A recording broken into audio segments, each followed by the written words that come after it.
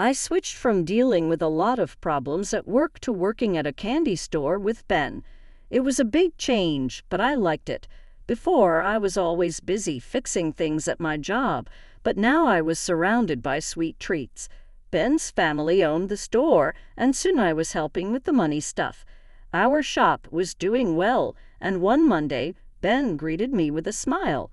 Even though there was some tension, his smile made me happy. I mentioned that our sales were up because people loved the new chocolate we had, but Ben seemed a bit bothered. He joked about his mom still thinking he was the best at running the candy store. Then his mom, Linda, came in. She praised Ben but made a little jab at me. I tried to stay calm and just said, "Good morning, Linda." Linda hinted that I should leave the business stuff to the experts and focus on helping Ben with the real work. Before things could get too tense, Ben defended me and said we were doing great because I was good at business. He slipped an arm around me to show he had my back. Linda didn't seem convinced but left us alone after saying, as long as Ben was happy, that's what mattered. Ben apologized quietly for his mom's behavior. I tried to brush it off, saying it didn't bother me. We focused on running the shop together. Sugar Haven wasn't just a candy store anymore. It was our special place. But then things started to go wrong. Deliveries came more often, but they weren't candy. They were expensive items that made me worry about our finances. One evening, I found Ben opening a fancy new phone he had ordered. I asked him if it was really necessary, considering other things we needed for the shop. He shrugged it off, saying we deserved nice things too. It wasn't just the phone. Linda was also spending a lot, showing off new clothes all the time as if the store was her own personal runway. "Look at this dress, Anna. Isn't it lovely?" Linda twirled around in a floral dress that seemed way too expensive for our budget.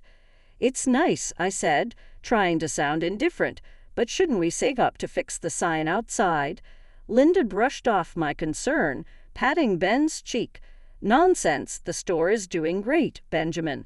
Tell her." Ben, who was only half paying attention, agreed with his mom. "Yeah, we're doing fine, Anna. Don't worry." But warning was exactly what I did every time I checked our finances. I saw the numbers didn't add up. Doing great wasn't the term I'd use when our profits were being eaten up by personal spending. "I'm just saying we should be cautious." I brought it up again later that week as we looked at our finances. "Maybe we should set a budget for personal expenses." Ben looked at me like I'd suggested something absurd. "A budget? Come on, Anna. We're not that bad. It's not like you to be stingy." That word stung. I wasn't being stingy. I was being sensible. "It's not about being stingy, Ben. It's about being smart. We have to think about the future of Sugar Haven." He didn't seem to hear me, already scrolling through a website for another purchase.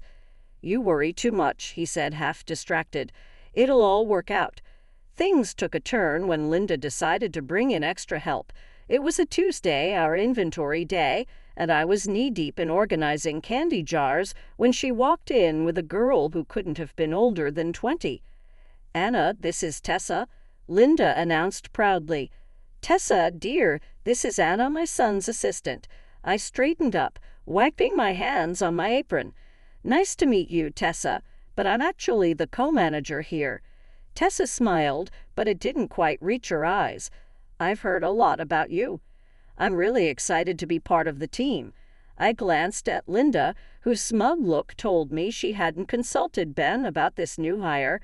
"What exactly will Tessa be assisting with?" I asked, trying to keep my tone friendly.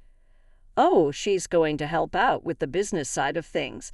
You can only do so much after all," Linda said, dismissing my concerns with a glance at my inventory list. I nodded, still confused. "All right, well, we have a system here, so I'll have to bring her up to speed." It didn't take long for me to realize that Tessa's idea of helping out involved more hovering than actual work. When I saw the salary Linda had set for her, I was shocked. "Ben, can we talk?" I cornered him later that day in the office. "Sure, what's up?" he asked, not looking up from his computer. It's about Tessa. Her salary it's more than what we can afford for the role she's in. He finally looked up, his brow furrowing. Mom said it was fine. She thinks Tessa is going to bring a lot to the table. I sighed, feeling like I was talking to a wall. But we agreed to discuss new hires together, especially when it comes to how much we're paying them. He shrugged, that annoyingly dismissive gesture becoming more frequent. What's done is done. Mom has a good feeling about her. I had to bite back a retort. Good feelings didn't balance books. I left the office feeling like I was the only one seeing the red flags while Ben and his mother were content to parade around with blindfolds on. I've always been someone who double checks, maybe even triple checks, especially when it comes to numbers. So when I found an envelope stuffed in the back of a filing cabinet while looking for a misplaced invoice, my first thought was that it was just another forgotten bill. But as I went through the papers, my heart started racing, not from excitement, but from cold dread. It was a loan document with Sugar Haven listed as collateral, and the amount was far more than reasonable for our small shop. Ben, I said, walking into his cluttered office with the papers in hand, what is this? He glanced up, and I saw guilt flicker in his eyes, the first sign of it I'd seen in months. Oh, that. It's nothing. Just a small loan I took out to cover, store improvements. Store improvements, I echoed, incredulous. This amount could renovate the store 5 times over. What did you really use it for? There was a pause, and I could tell he was choosing his words carefully. Okay, look, he started. I might have used some of it for the house, the one I've been working on for us. For us? I repeated sharply, disbelief in my voice. Or for your gadgets and whatever else you've been blowing money on. He stood up, his chair scraping back, a sound that grated on my patience. It's not like that, Anna. You don't understand. This is all going to pay off in the end. No, Ben, I said, taking out a loan against the store without telling me. That's what I don't understand. How could you be so reckless? Before he could answer, Linda bustled in, her nose wrinkling as she saw the papers in my hand. What's all this about? She demanded. Ben tried to explain, but I cut him off, thrusting the loan papers at her. Did you know about this? She barely glanced at the documents before waving them off. Of course I did. Ben's just doing what's necessary for our future. And who are you to question him? She added. You're just the help, after all. The words stung, but they also ignited something inside me. Just the help, I said, my voice low but firm. I've been keeping the store afloat while you two have been treating it like your personal bank account. What's ungrateful is not recognizing the hard work someone's been putting into this business. What's foolish is risking everything for a house that we don't even need. I waited for them to say something to defend themselves, but all they did was stare at me, caught in the act. I left the room, the documents clutched in my hand like a verdict yet to be delivered. The kitchen table was never meant for business meetings, but that day it was surrounded by solemn faces as if we were about to discuss matters of state instead of confectionery. Ben cleared his throat, his eyes not quite meeting mine. We need to talk about the store's future. I sat down, folding my hands on the table. We already did that when I found the loan documents, I said firmly. Linda huffed from across the table, her arms crossed. We need to be realistic, Anna. The store isn't pulling in enough to cover the debts. We have to find money somewhere. There it was, the we that really meant me. I kept my voice steady. What do you suggest? Her eyes gleamed with a cold calculation. You have that inheritance from your parents. It could cover the debts and get the store back on its feet. I felt like I was listening to a stranger, not the woman whose son I had married. You want me to use my parents' money, the money they left for me, for my future. Ben finally spoke up. It's not like you're doing anything else with it. That money was meant for me, for my security, I said, disbelief clear in my voice. "And what about our security?" Linda shot back. "You're part of this family now, aren't you?" I looked between them, my heart sinking. "I am, but it seems you only remember that when you need something from me." Ben shifted uncomfortably. "It's not like that, but we're drowning here." "So you expect me to just hand over my future, just like that?" I asked. Linda leaned forward. "If you care about this family, yes." I thought of the sacrifices I had made for the store, the long hours, the sleepless nights. "If I do this, if I invest my inheritance, I want a third of the store. I want to be an official co-owner." The room fell silent. Then Linda laughed, a harsh sound that bounced off the walls. "You a co-owner? Don't be ridiculous. You're not business material." I stood up, my chair scraping loudly against the floor. "Then you find another way to cover your debts, because my inheritance is not your emergency fund." Ben's face was unreadable, but Linda was red with anger. "You'd let this family business go under."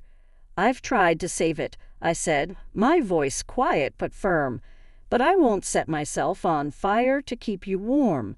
I wasn't one for late-night visits to the shop, but something in my gut told me to go to Sugar Haven that evening.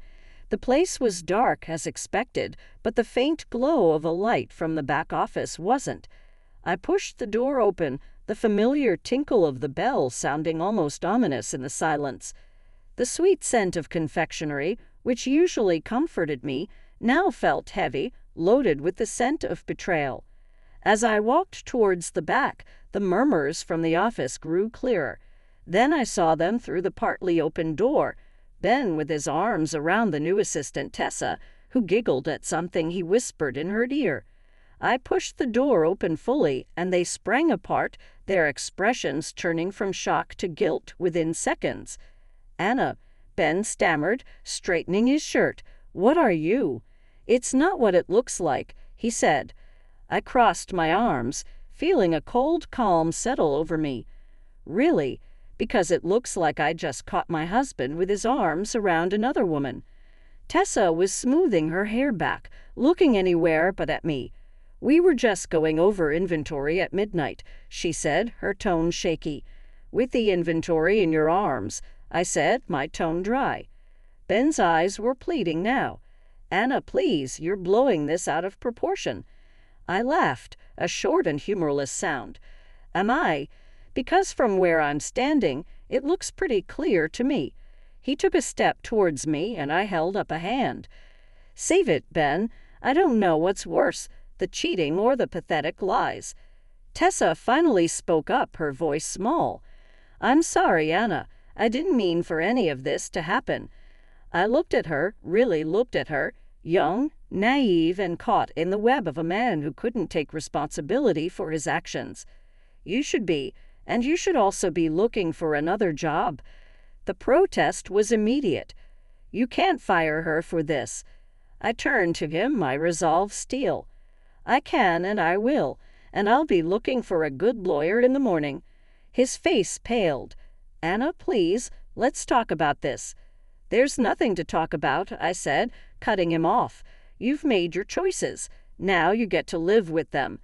I didn't wait for his response.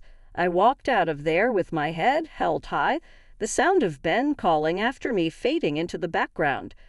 The morning after, the sun was bright, a stark contrast to the mood in our home.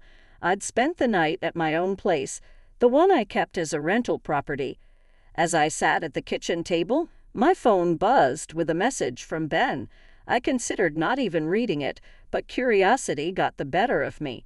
It was a photo of a bank letter addressed to Ben, with the words, "Final notice, immediate repayment required," standing out beneath it. He typed a message, "We need to talk. This is serious." I typed back a simple, "On my way," and got ready to face the music. When I arrived at the confectionery, Ben and Linda were already there, pacing like caged animals. Linda spotted me first, and her expression soared. "Decided to show up, did you?" she snapped as I walked in. I nodded, holding her gaze. "You wanted to talk." Ben held out the letter to me. "The bank's coming down hard. We could lose everything." I scanned the letter. The numbers didn't surprise me, but they still made my stomach turn. "So what's your plan?" Linda's plan was apparently to glare daggers at me. "We wouldn't be in this mess if you just helped us when we asked." Ignoring her, I addressed Ben. "What are you going to do?" He ran a hand through his hair, looking defeated. "I thought you could pay it off with your inheritance." My laugh was bitter. "I told you I'm not doing that without a stake in the business." Linda stepped forward. "You're being unreasonable, Anna. This is a family business." I met her challenge with a calm I didn't feel. "And where was this family when your son was spending money we don't have and hiring his friends for fun?" Ben started to say something but stopped, his eyes dropping to the floor. "You don't get to play the family card only when it suits you," I continued. "We'll figure something else out then." Ben muttered, "You'll have to." I agreed. Then Linda did something unexpected. She smiled, but it wasn't pleasant. "Fine, but if you're not going to help, then you're out. We'll manage without you.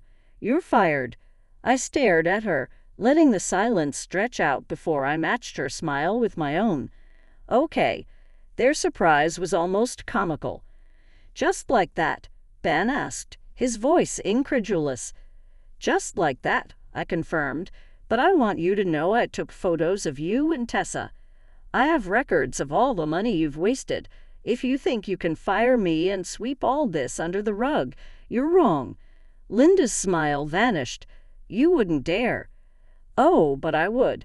And when I leave, I'm taking all my hard work with me.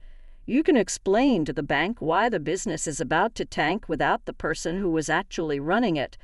Months had passed since I last set foot in Sugar Haven, and life had taken on a new kind of normal. The crisp sound of papers, the hum of focused conversations, and the sight of a crisis managed and resolved had replaced the scent of sugar and spice. I sat in my new office, a stark contrast to the confectioner's back room, when my phone rang. I glanced at the caller ID. It was Claire, a former employee at the shop, and the only one I still talked to. "Hey, Claire, what's up?" I greeted with a hint of caution. News about Sugar Haven always carried a tint of the past. "You haven't heard." Claire's voice was a mix of pity and discomfort. "The shop closed down last week. The bank foreclosed on them and the house too."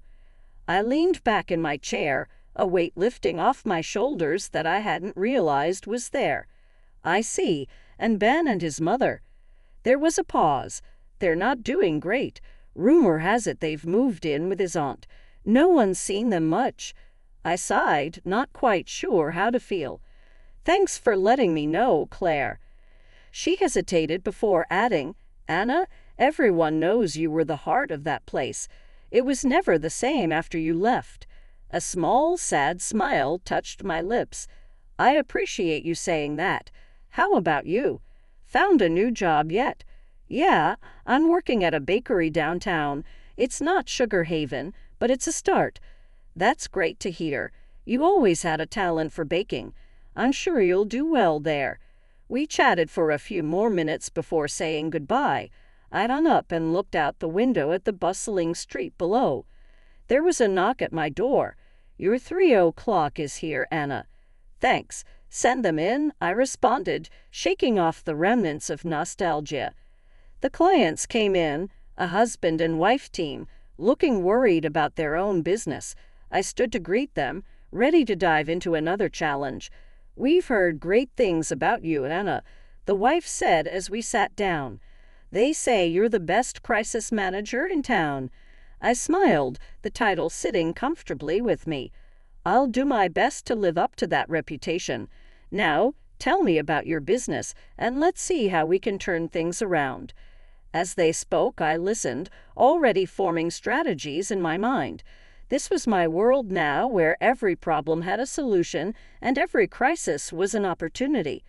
The meeting stretched on, the client's initial anxiety giving way to hopeful smiles as we discussed possibilities. They left with a renewed sense of purpose, and I turned back to my desk, my heart lighter than it had been in a long time. In the end, I realized that sometimes the sweetest outcomes come after the most bitter trials, and the future was mine to create, one careful step at a time.